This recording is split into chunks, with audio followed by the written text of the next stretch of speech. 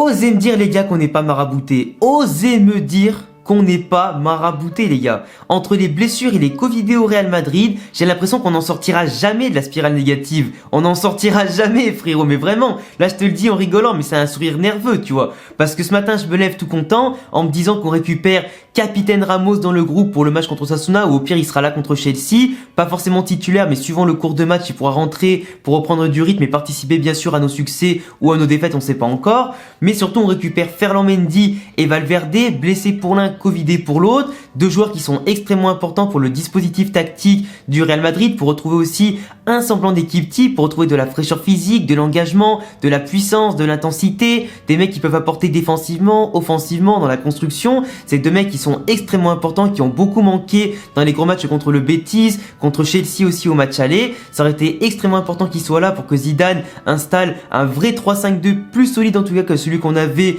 contre Chelsea, ou peut-être surtout un 4-4-2 à plat avec les 4 milieux de terrain qu'on apprécie beaucoup, qui apporte diversité, intensité, qui permet à Modric et Kroos aussi de se relâcher, d'avoir aussi des joueurs plus détendus et plus libérés sur le terrain. Donc voilà.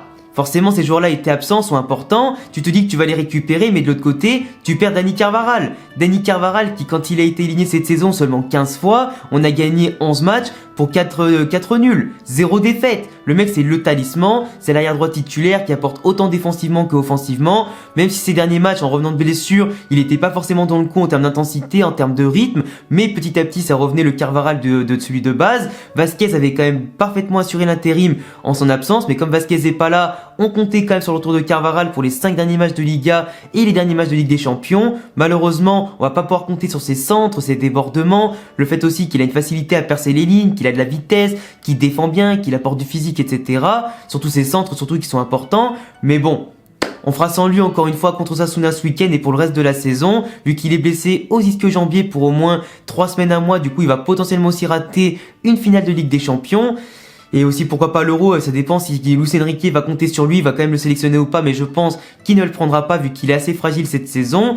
C'est quand même dommage. C'est quand même dommage, on retrouve des joueurs et on en perd d'autres. On va quand même faire avec les absents, en tout cas maintenant on est habitué. En tout cas les amis, aujourd'hui on va parler de l'avant-match entre le Real Madrid et Osasuna. Le Real Madrid qui va devoir retrouver le chemin de la victoire en Liga bien évidemment pour mettre la pression sur l'Atlético et le Barça. Le Barça qui joue ce soir à l'heure où je tourne la vidéo et à l'heure aussi elle va sortir, parce que le Barça avait un match en retard contre Grenade et ils peuvent potentiellement prendre la tête de la Liga, 1 point devant l'Atlético et 3 points devant nous s'ils gagnent ce soir, en espérant bien sûr qu'ils fassent au moins un nul ou une défaite, mais la défaite j'y crois pas trop contre Grenade, pour que après eux comme ils vont affronter encore Valence, qu'ils vont affronter l'Atlético, qu'on ait une chance derrière de profiter de leurs faux pas pour leur repasser devant. Nous on doit aussi faire en tout cas de gros matchs, il nous reste Bilbao, Villarreal et Séville si je dis pas de bêtises, vous vérifierez de votre côté au cas où, mais il nous reste encore pas mal de matchs, en tout cas 5 finales à faire, dont celle contre Osasuna ce week-end en priorité. Osasuna qui est 11e de Liga, je vous affiche le classement de la Liga sous vos yeux, 33 matchs joués pour 10 victoires, 10 nuls et 13 défaites pour 31 buts marqués en 33 matchs, donc moins d'un but marqué par match, et surtout 39 encaissés, donc plus d'un but encaissé par match,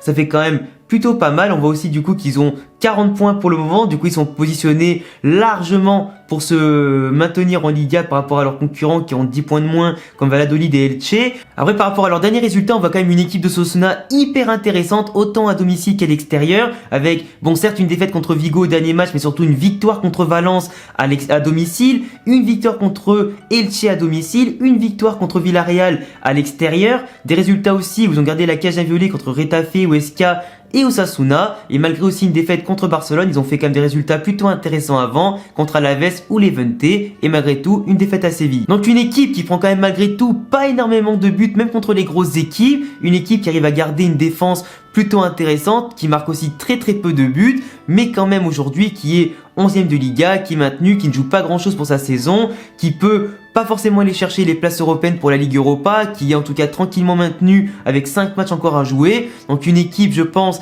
qui n'a pas de quoi nous faire peur si vraiment on joue notre jeu, qu'on joue vraiment avec intensité, avec efficacité aussi et solidité défensive. On sait que le Real Madrid aujourd'hui tire la langue, autant les cadres que les remplaçants, qu'on est fatigué, qu'il va falloir faire tourner pour ce match-là pour jouer l'objectif ultime qui est vraiment aussi entre nos mains avec la Ligue des Champions contre Chelsea, plus en tout cas entre nos mains et entre nos pieds que la Liga, vous le savez, entre l'Atlético et le Barça qui eux ont leur destin entre leurs pieds. Nous, faut vraiment qu'on fasse le carton plein pour leur mettre la pression et rattraper les erreurs qu'on a fait par le passé. Mais aujourd'hui, pour moi, la priorité, c'est vraiment la Ligue des Champions plus que la Liga. D'où le fait, à mon avis, que Zidane va faire tourner en faisant peut-être jouer Mariano, en faisant jouer Odriozola, en faisant jouer Nacho Militao comme d'habitude, en faisant jouer peut-être les jeunes de la Castilla comme Blanco, comme Gutiérrez, comme Victor Chust pour reposer les cadres. Ramos prendra aussi quelques minutes bien évidemment, comme il a été frais et puis qu'il s'est reposé après 2 mois de blessure.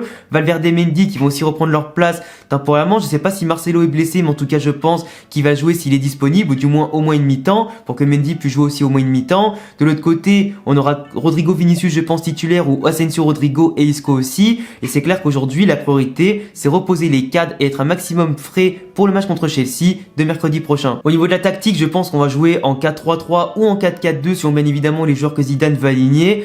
Pas de 3-5-2 à mon sens, parce que ça a été en tout cas un véritable flop contre Chelsea. Il est vrai que là c'est Osasuna et c'est pas Chelsea, mais je pense que ce serait plus intéressant de jouer en 4-3-3 pour préparer vraiment le match contre Chelsea, ou en 4-4-2, garder d'un match sur l'autre la même tactique, la même intensité tactique sur la même formation, le même noyau de joueurs en tout cas qui peuvent jouer, ça peut être intéressant. Après le 3-5-2 ça peut être intéressant contre Osasuna pour le mettre la pression dès le début de première mi-temps, pour tuer le match assez rapidement avec une grosse possession de balle, les empêcher aussi de développer leur jeu, leur faire un gros pressing et pourquoi pas profiter des erreurs pour marquer 1 ou 2 buts en première mi-temps pour se faciliter la vie derrière, et ensuite repasser en 4-3-3 ou en 4-4-2 pour contrôler le match avec bien sûr les minutes réparties entre les cadres et les remplaçants pour assurer de la fraîcheur physique contre Chelsea et bien sûr ne pas trop se fatiguer dans ce match là. En tout cas certains joueurs doivent aussi encore une fois se remobiliser, je pense à Isco, je pense à Marcelo, je pense à Odriozola, je pense à Asensio surtout, à Vinicius aussi qui sort d'une très mauvaise prestation contre Chelsea, Rodrigo aussi qui est intéressant mais pas assez efficace pour l'instant. Donc certains joueurs qui doivent se revendiquer s'ils veulent gagner leur place pour jouer la demi-finale retour de Ligue des Champions et aussi jouer les derniers matchs de Liga qui seront à venir pour le mois de mai. Il faut absolument mettre la pression sur le Barça et l'Atlético pour faire en sorte qu'ils aient un peu de pression, qu'ils aient peur d'être rattrapés, qu'ils aient peur d'être surpassés derrière. Donc vraiment c'est à nos joueurs aujourd'hui les amis de se sortir les doigts du cul pour aller gagner contre Osasuna, encore plus à domicile, pour nous permettre de rêver à un doublé en Champions League et en Liga. Je vous laisserai en tout cas les amis me dire ce que vous pensez de cet avant-match entre Osasuna et le Real Madrid. Je vous laisserai me donner vos avis sur mon avant-match bien évidemment, ce que vous pensez de la blessure de Carvajal, sur le retour des blessés comme Ramos, Valverde et Mendy. Je vous laisse également vous abonner, cocher la cloche si vous kiffez le Real Madrid, me laisser 2 gros pouces bleus pour me soutenir. On se retrouve bien évidemment samedi soir pour l'après-match, du coup pour le débrief à chaud entre le Real Madrid et Osasuna. Je vous laisse vous abonner pour ne pas rater ça, et à bientôt les gars pour une prochaine vidéo. Ciao.